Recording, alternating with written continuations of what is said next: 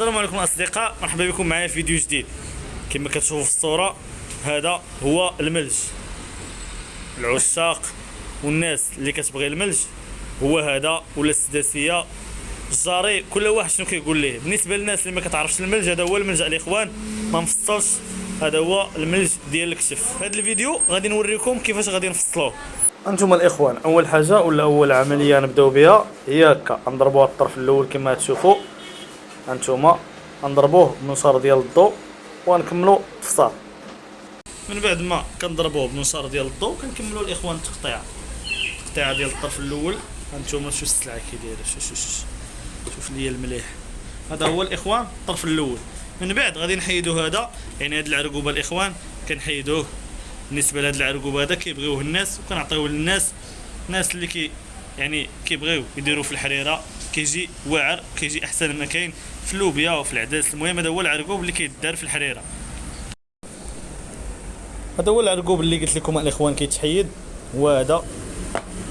من بعد ما فصلنا الملج كيجي على هذا الشكل هذا. هانتوما داكشي يا سلام، اللهم بارك.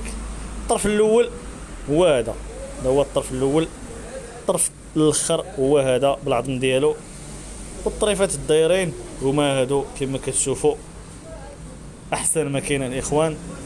تبارك الله، اللحم راه كاليتي، بروميير كاليتي،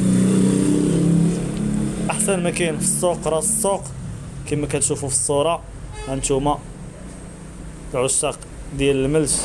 بالنسبه للاستعمالات، الملج معروف كيستعمل بزاف ديال الحوايج، واهم حاجه الطنجيه، كيجي واعر بزاف الاخوان في الطنجيه. وبالمناسبه هذا الملج اللي فصلت ان شاء الله بحول الله غادي نصايبوا به واحد الطنجيه مليحه.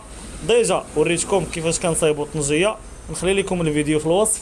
كما قلت لكم كيجي في الطنجيه، كيجي في اللحم، يعني معسل مع اي حاجه، مع البرقوق، مع المشماش، مع يعني اي حاجه، كيجي شي حاجه اللي زوينه بزاف، رطب وفتي ودغيا كيطيب.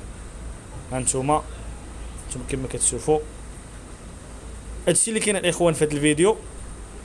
وريتكم كيفاش فصلنا الملج ديال الكشف، ولا كيفاش كيتفصل الملج ديال الكشف. ما تنساوش الاخوان اللايك ديالكم. الا كنتي ما ابونيش في لاشين واول مره كتشوف قناه محمد البوس، هبط اشترك، فعل الجرس باش ديما يبقى يوصلك الجديد. راه ديما المليح ما كاين غير اللي يدير الخير، كلشي ديال الله. تهلاو في راسكم، الى اللقاء. هانتوما الاخوان، ها هي العنقره هي راه مليحه. هانتوما شي حاجه اللهم بارك، قطع الله يدير الخير.